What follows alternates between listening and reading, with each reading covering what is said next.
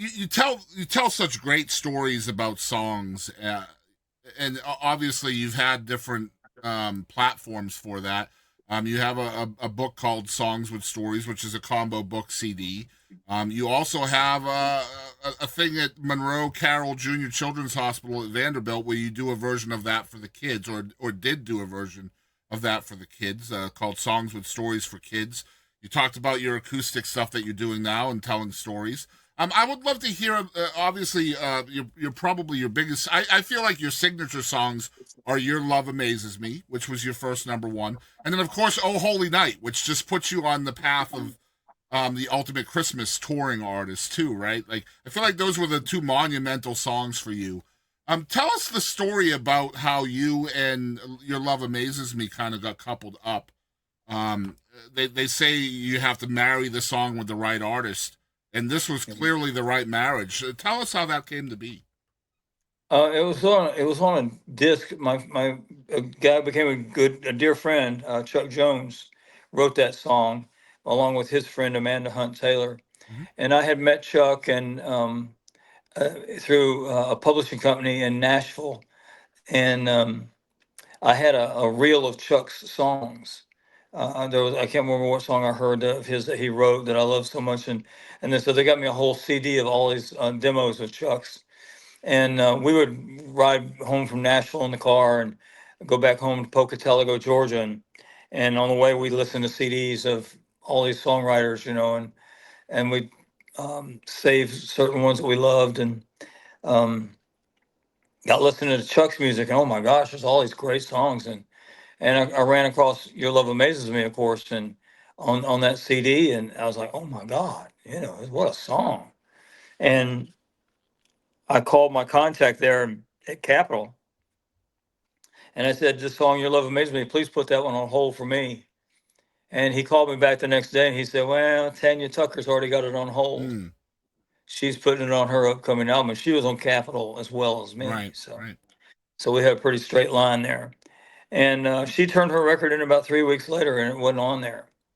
So, in the meantime, we had recorded the song at a demo session. We were just kind of locking in on what songs we would want to do and what songs we might pass on, and also we were locking in on the musicians that we were wanting to use on the session. And but the demo that we cut for "Your Love Amazes Me," checking on songs and musicians, that's what ended up on the record. And so it's pretty amazing tune. But I was playing bars in Athens during those years, and we started playing that song in the club. We're talking about in Athens is University of Georgetown. Mm-hmm. There's 400 college kids roaring in there, and it's our job as the band playing there is to make them roar louder. Yep. Buy more And beer. Yeah, buy just more just beer. have we wanted it to be more fun than any imaginable, Yeah. and that was our thing, is to do that. And I played there for eight I played in that town for 8 years. We had it going on.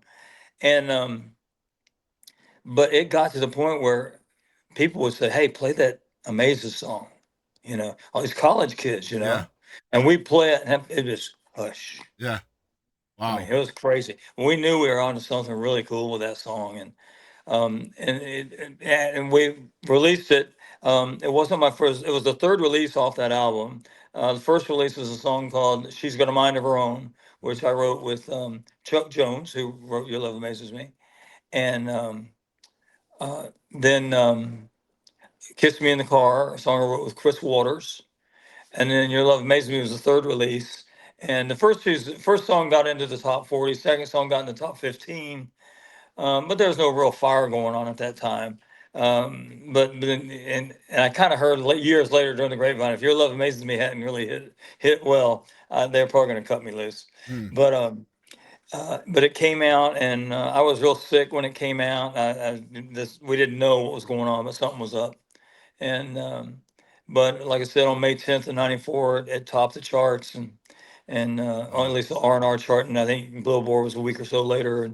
But it it it it was pretty amazing. It's just really affected. It's been used in so many weddings, and had so many people come and talk to me at shows where they've got engaged to it, got married to it, whatever. And it meant a lot to people. And to have a song that has been so instrumental in people's private moments in their life, special moments, that's Mhm. pretty cool. Yeah, it's an Pretty cool. iconic song. It's global, right? Like this is a song that reaches every corner of the earth. Like I can't Yeah. imagine the stories you've heard over the years of who and how this song has reached people. Um, and I imagine you're probably still sending Tanya Christmas cards every year for not recording it, right? She ended up using her version on her greatest hits record. Yeah, And she'd have had a hit with it. I'm telling you. yeah, I don't think the singer matters on that song. yeah. No, I it's don't. a great tune, It, great tune. it's just a Um, great song, and the mhm. singer's not that important. And I just real honored that I got to do it. And our thoughts are actually with Chuck Jones this week. His Yeah. sweet wife Becky passed away, Oh man. and our thoughts and prayers are with Chuck. And I know he and his daughter Savannah. They're facing a lot. And she was my age. She was 65, Wow. and yeah, they've had tough couple of years. I'm sorry, past couple of months Yeah. because it just came on really, really fast. Well, yeah, we'll And definitely keep him in our thoughts. And Chuck's yeah, an amazing writer. I mean, he's written a lot yeah, more songs. he wrote so many songs on my debut album. I told him, I said we should form a duo. We could call it Chuck Berry. Wouldn't It that would be have, funny? it would have worked. My God, it would have I'm worked. telling you, it would Why have. not? Man, he's a soul singing son of a gun too, man. Yeah, he's He's great. bad to the bone guitar player and sings like nobody, man. He's Yeah, awesome.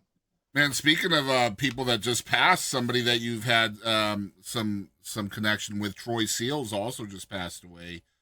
Yeah. Yeah, he's written a couple of songs. I believe a couple, at least a couple, on some of your records that I noticed. Well, yeah, the most prominent, if I had any pride left at all. Yep, yep, which was a great Yeah, tune. And Troy what a was song. a fantastic talent that a lot of people don't know his name and they should, in my opinion. Man, Yeah, I'm a liner notes guy, man, big time songwriter nerd. So like, that's cool. yeah, I love the behind the scenes stuff. You know, getting to talk with folks like you and Tony Arata and Mark Germino before he passed. Man, what a loss that was too. And just so many people that create the hits that people don't know the names of. And Yeah, um, Hugh Presswood just passed away recently too. And yeah, just we're losing a lot of the arts, man, and it's tough to be a fan of that nowadays. I think.